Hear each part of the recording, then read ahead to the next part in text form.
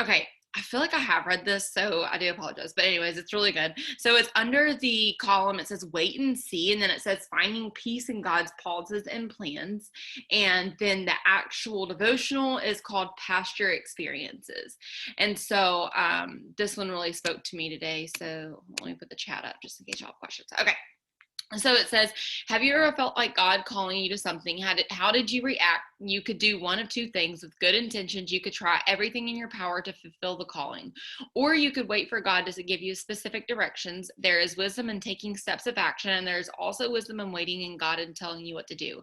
It's all about finding the balance between the two. Thinking of waiting as controlled preparation, like getting ready to have a baby. Moms-to-be don't visit every single pediatrician in the area several times a week or buy all diapers at once, nor do they just sit around waiting for the delivery. They take deliberate steps for moms for months in anticipation for the big day. Mamas may change their diets to nourish their little ones and ask other mothers for wisdom. They definitely visit the doctor as necessary, buy maternity clothes, and pray a lot.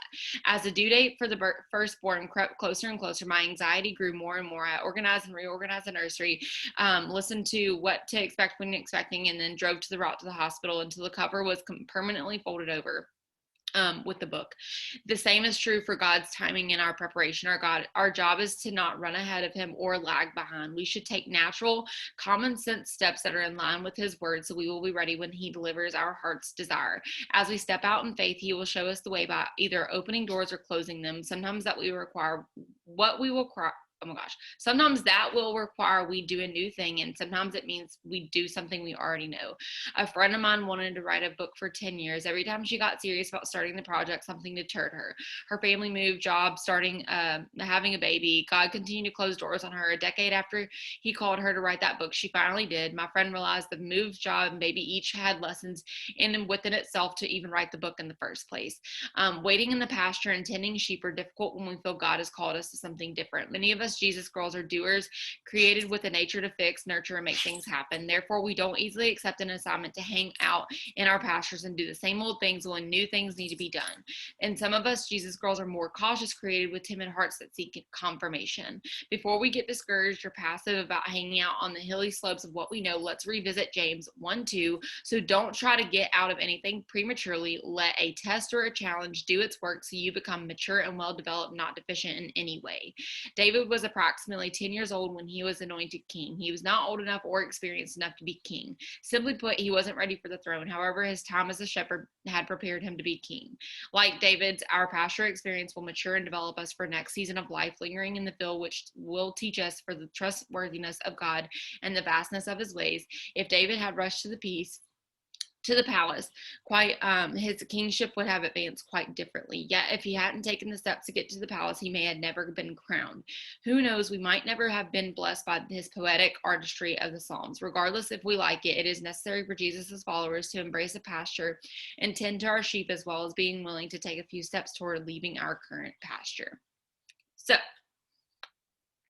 this is really accurate because all of us are in a different season of life. And if you know that, I mean, I feel like everybody knows that they're going through a different season of life. I feel like for some reason, my team has been hit with life more than ever this month. And I don't know why, don't know what it is. But I'm just trusting God that he's taking people out and he's putting people in. And so I'm just trusting him that he's providing us with the people who can withstand and withhold the things that he has called them to do. And I think a lot of people quit before God even shows them the way because they doubt themselves too much and they let that doubt just take over. And then God, like, obviously no matter what you do in your life, God is going to restructure it in order for you to walk in light of him. But I think a lot of people quit way too easily. And just in this business, I can talk about in this business to where they don't see the fruition of what God has in store for them because they doubt themselves too much and then let the lies in their head become too much to where they just automatically quit. And I see that so many times. And that's actually where I've seen a lot of people. I was very real and honest with y'all last week about 5 people at the very exact same time, exact same day, text me saying, I quit. I don't think I can do this. And without warning, without anything, they just text me out of nowhere saying they were quitting. And I was like, all right, God, what are you teaching me in this moment? And within those people that had walked away, not only do I know that God is preparing me for something so much better and replacing those people with just people who are going to just stand by me and work and like we run alongside together, but I know that within them, each of them quit way too early. Okay. And so I want you to ask yourself, like, what type of season are you in your life? And you can ask God every single morning when I wake up, when I journal out every single day. You will never see me not go a day without journaling. As I just ask God, like, what kind of guidance does he want to give me today? And a lot of us are in different seasons. And there was something I was going to read off in here. It says, don't try to get out of anything prematurely. Let a test or a challenge do its work so you become mature and well-developed, not deficient in any way.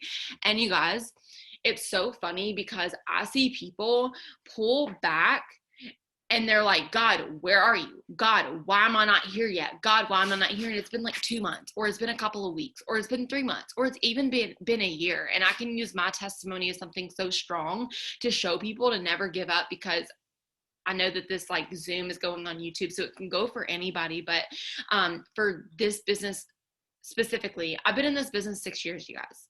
6 freaking years. Okay. That's longer than a year. That's longer than a month. That's longer than 6 months. That's longer than 8 months. That's longer than 3 years. So I see people who get so freaking frustrated and angry and mad and blame everybody else in every single circumstance and every single thing, saying, I'm just not worthy, or God didn't call me to do this, or God is frustrating me, or God isn't even really real because he hasn't blessed me with this and I've asked for it a billion times. God is not going to bless you with something in your life if he knows it is going to come prematurely and it's going to cost you your peace. And it's going to cost you something more than what he had planned for you. And so you're praying for these things. You're praying for a house. You're praying to get out of financial debt. You're praying for more money. You're praying for more team members. But if you're praying for more team members, but you're not even taking care of the team members that you have, do you not think that God's not going to bless you with more? If you're praying for more customers to sit in your lap, but you're not taking the care of the customers that you have now, do you not think that God's not going to bless you with more until he opens up your eyes to say, hey, you need to grab hold of what you already have, because if I were to give you more, you would be overwhelmed and then you would stop. That can go over anything in life. You know, I talk about my exercise and diet regimen all the time. Like, I couldn't start from 0 to 100. So many people try to go from 0 to 100 really quickly, and that's where you fall. If you go from 0 to 20, 20 to 30, 30 to 60, 60 to 100, that's more durable. And so many times I caught myself quitting on myself so early because I was like, this is so overwhelming. If I sit here and say, I'm going to bring in 50 new team members, but I can't even handle 10, why would I claim that 50? Is it just to shout it out and just tell everybody I'm going to claim 50? No, I'm going to start with 10, or I'm going to do 20, or I'm going to do 15 because I know I've done 10 before, okay? And so I know that I could bring in 20 because I've brought in 10 before. I brought in 11. I brought in 12, okay? And so I'm claiming different things along the way, but if you just take steps forward every single step of the way, I've told you all this before, say it again, it's like you're building brick by brick by brick, and then as soon as you keep building those bricks, you're building a house, and that house forms into things to where it can hold more. And so you can't expect to sit here and receive all these things and get frustrated along the way. I get that this business takes patience, and I think that this business is a blessing in that way, because a lot of us don't know patience anymore, because we are used to going to a job and it handing us a paycheck after we did 7 days of work or 6 days of work, handing us an immediate paycheck, whether it's something that we want or not, okay? Or you go and see, you go and Google something and it instantly pops up the information. We're used to that. And so we're not used to the patience. And God reminds us over and over and over again in the Bible. And I'm trying to learn more scriptures, more stories in the Bible, but there's so many different instances where he had people wait 40 years, 100 years, 200 years, 3 years, 12 years, 14 years. And yet we're getting frustrated over a year. We're getting frustrated over 6 months. And so many of us are just like asking for so many big things, and it's amazing. I want us to dream big, but I tell my team all the time, you can't sit here and claim a huge, massive goal and not have little steps along the way. You can't claim triple diamond and you're not even Ruby yet, but you can't claim triple diamond without claiming Ruby, or without claiming this many distributors, without claiming this many duplication, this many like processes of duplication. Like, so many of us just try to skip the process, and God knows what's in store for you. And if I would have sat here and said, when I first got started, oh, I'm going triple diamond in 6 months, and I didn't hit it because I didn't promote for a year in this business, you guys. Okay. It's not something that happens overnight with some people. And some people, I hear that people talk about their stories and they're like, oh, I'm so frustrated. Like, why is it happening for everybody else and it's not happening for me? Or why is she sitting here getting blessed with all these people and then I'm not getting blessed with this, or blah, blah, blah, or whatever. Their story is irrelevant to your story. Okay. God knows that you struggle with depression and anxiety. He knows that you have spurts of depression where you can't sit here and hold yourself up. So he's not going to bless you with 30 people to hold on to if you can't even hold on to yourself. And I think so many people need to be reminded of that. And I promise you, like, even in this year of waiting, where I've waited 6 years to be where I'm at, and I'm very financially blessed and stable in the ways that I want, but there are still many growing spurts that I have to learn along the way. There's still so many things I have to learn. And I do get frustrated sometimes. So I'm not saying like I don't get frustrated as a Christian. That's not what I'm saying. I literally wake up frustrated. I would say at least half the time, because I do try to depend on other things for my joy or other things for my happiness. Like the other day when people quit on my team, I depended my joy on them. And were they even providing my joy in the first place? No, like nobody can supply my joy except God. And so I have to keep retrusting him over and over and over again. And when you're taking little bitty steps along the way, you're going to start feeling and getting that confidence in order to withhold and uphold the things that God has planned for you that you've asked for. Okay. So I used to pray and ask for a team of duplication, ask for leaders who are going to sit alongside with me and work alongside with me, and people who want it as badly as I do. I couldn't have handled that a couple of years ago, because I did go through those spouts of depression and those spouts where I was not confident in myself. And if I would have had leaders that stood by me then, they would be like, who is this flaky leader? Who is this person who does not believe in herself? But now I feel confidently that I can work alongside with people and empower them and help them grow with me. And now I have a team of leaders, and it's continuing to grow every single day. And I can supply with this with so many different things. I started off with exercise. I only started off with 15 minutes a day because I knew that's what I could handle. But in reading the Bible, I only started off with 10 minutes a day because I knew that's what I could handle. You know what you can handle. Stop getting so freaking frustrated with asking these big, enormous goals, and you're not even taking the steps, and you're not even paying attention to the little steps that you need to take along the way. And back to what I was saying is asking God for guidance every day. So every single one of us faces something new every single day, whether it's a challenge or whether it's just something new. It doesn't have to sit here and be this challenging thing, but we all know that life is challenging. You're going to face something. So why not wake up every single day asking God to supply you for the needs in order to feel that thing that he wants you to have today, and ask him to give you the vision and give you the guidance of what he needs you to take step forward today. Because some of y'all are lost. Some of y'all are so lost. You're like, I don't even know which direction to turn. I don't know if I should look back. I don't know if I should get a new job. I don't know if I should take out this person in my life. I don't know if I should stop talking to this person.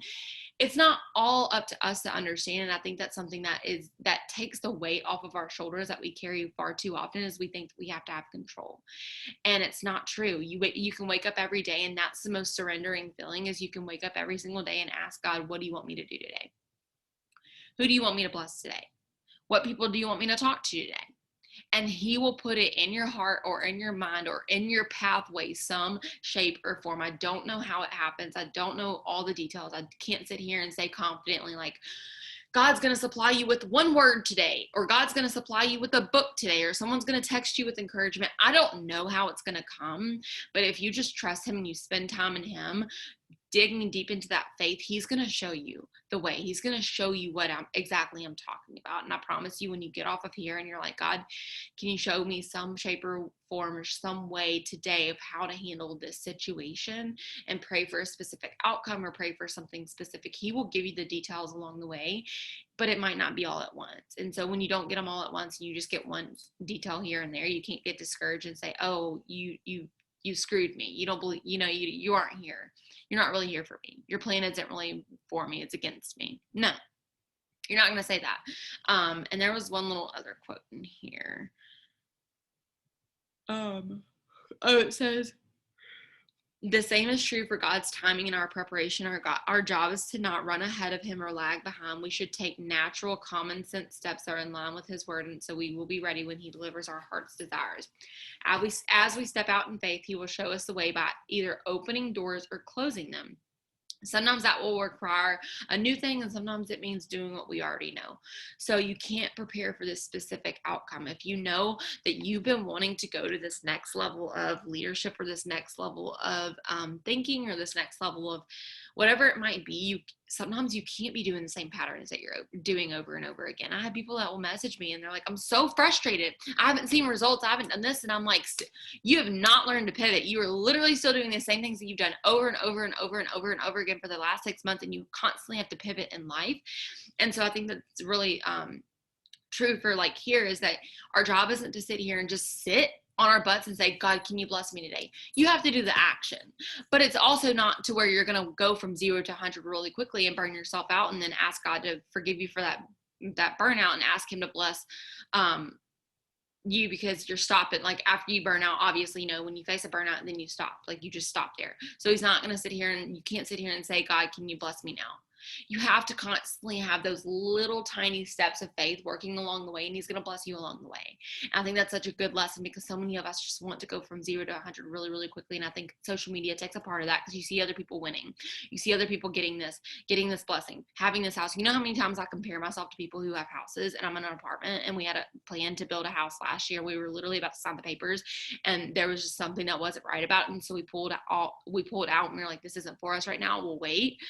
You know how many times I like compare myself, and I'm like, God, why do I not have a house? I wake up every day, I'm in this apartment, I'm blessed, I'm thankful, but I want to be in a house. Like I want to wake up and like feel the comfort of knowing this is my house. I can't take pretty pictures like most people, because I don't love the way this apartment looks. Okay. Like there's so many things I can compare myself to, and I know it's so little, but it's so true. It's some things that can bring me down, where I'm like, I thought I would be a lot further than now. I thought I'd be a lot further. I thought, when I see leaders or people walk away from my team, I'm like, I thought I had it now to the point where people won't walk away. People will trust this process, but that's not the case. People walk away all the time, and I just have to trust that God's supplying me with people. And someone who joins your business always brings you someone else in the making, or always brings you a perspective. I know the type of people that I want to have on my team. I know the type of people I don't want to have on my team. I know that sometimes these people who come in the business, they might leave, but they enroll someone who's amazing. Okay. And that happens all the time. And so you just have to gain perspective on everything that is happening in your life. And I think a lot of us play that victim mentality of like, why is this happening to me? God, why are you punishing me? Why is this happening to me? But it's never happening. It's never happening against you. It's always happening for you, even if it doesn't feel like it in the moment. You think that the other day when 5 people text me saying that they were quitting, and then I had one text me the other day saying they're quitting. Okay. You think that in that moment, I'm like, God, this is for me. This is for me. No, I have a right to sit there in my emotions and get pissed off and get angry at these people because they don't try, or get irritated or frustrated or whatever, get sad. I can get sad for people walking away. I had a girl walk away, 2 girls walk away that I genuinely thought were going to be amazing. Okay. And then I signed up 4 distributors. 3 of them MIA, bro, MIA, okay? And so it's crazy how those things happen. You think that something's going to happen, and then God gives you a completely different outcome. But that just allows you to know you can trust them. You can trust him with what he's doing in your life. He will always do something for your good, whether it's blessing you with someone, or it's blessing you with a perspective, or it's blessing you with a closed door or an open door, an opportunity, whatever it is, he's blessing you along the way. And you have to trust that, but you have to take little tiny steps forward. I cannot stand it when people are sitting still in their emotions, in their like just feelings, and they're like, why is not God not blessing me? And you're getting so frustrated, and then you blame it on everybody else. I know a lot of people like that, and I know a lot of people like that in my family who they just sit still and they just blame everything else on everybody else. And I'm like, you haven't moved in 10 years. You've been doing the same thing for 10 years. Do you not expect for you not to move forward? And so hopefully this gives someone perspective, but it's just, I just get very like in the leadership role that I'm in now, I get very frustrated when I do, and it's part of leadership of what you take on. So I respect it, and I'm very thankful for where I'm at. But you do see the same patterns over and over and over and over again, and you just want to shake people, and you're like, God has so much more in store for you, but you are settling for less. You are settling for less, and I cannot stand it. Move forward. And so maybe some of y'all need to move forward today, and you've been so discouraged, you've been so upset because you've been in the same spot, in the same place, whatever it might be. But God is telling you to move forward, move, keep moving, and he's going to either open or close the door, and he's going to show you the way, but he cannot bless you with what you have not done. Okay. So you have got to move. You have got to trust the process. You've got to do some work today, and you've got to trust that he is going to bless you along the way. So hopefully this helps. I'm going to stop recording.